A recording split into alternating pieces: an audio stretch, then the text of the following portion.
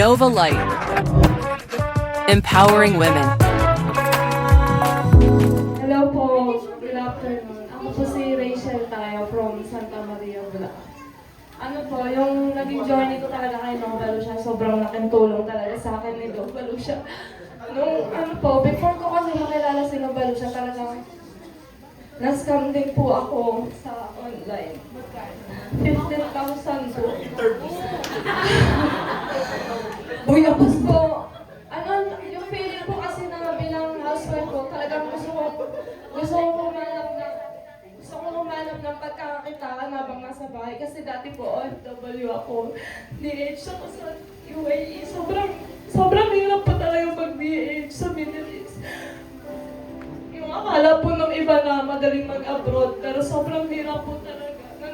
Ang hirap po ng dinanas ko doon na kasi pumayat po ako ng sobra doon kasi kulang sa pagkain. Tapos yung oras po na tinatrabaho ko sa ibang bansa, ang haba ng oras, yung gigising ka na sobrang maaga, tapos natatapos ka ng alas 10, alas 11, minsan pagka Ramadan, natatapos kami alas 12, alauna ng madaling araw. Sobrang hirap po. Tapos nung nakilala ko si Nubal, pagbalik ko ng Pinas, dumating po ako April 25, then May ko po nakilala si Nova Lucia. Pero bago ko nakilala si Nova Lucia, na-scam na po ako noon. Then, nung nakilala ko si Nova Lucia, sobrang tutol po ng partner ko. Ayun, level 1 ko po siya. Nasaan si partner? Nasa si partner na ngayon ay level 1 na niya. Sabi niya sa akin, ayan ka na naman. Ayan ka na naman. Bakit? Hindi ka pa nadala. Hindi ka pa na-scam ka na nga ng 15. Sumali ka na naman sa na ayun nga, hindi pa kasi sikat si Nova Lucia noon. Sabi ko, hindi. Pakiramdam ko, talagang magkakaroon ako ng andito kay Nova Lucia ng success. Talagang pinush ko siya, hindi ako nakinig sa partner ko. Sabi ko, hindi. Ganun yun, tama, oo.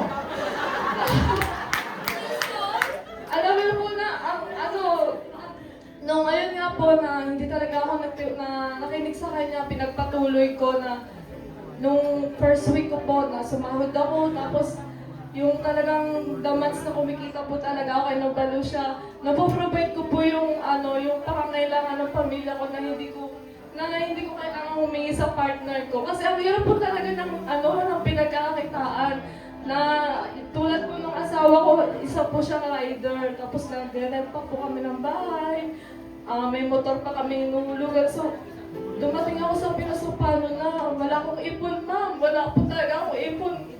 Dumating po ako sa Pinas.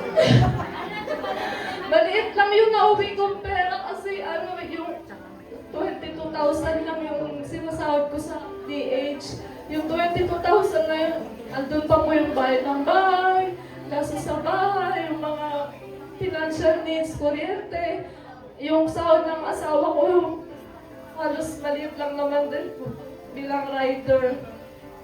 Ayun, kung inuwi ko pera galing ibang bansa, nilaan ko po talaga sa 7th birthday ng anak ko.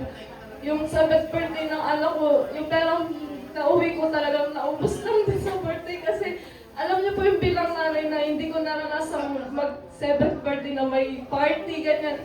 Pina-experience ko talaga sa anak ko kahit walang matira sa akin. Wala akong nabibiling luho. Wala talaga. Hindi ko talaga nabibiling luho. Gusto ko na rin mag-iba before kasi parang nahirapan din ako. Pero sa tulong po ni Mentor Justin, hindi na talaga kami binitawan. Sobrang supportive na Mentor Justin. Ayaw na kami bitawan. Talagang tinuturuan na kami, sinusuportahan, ginaguide na talaga kami. Kaya sir, thank you so much, Mentor Justin and Director Evelyn sa company. Thank you po. Thank you so much po.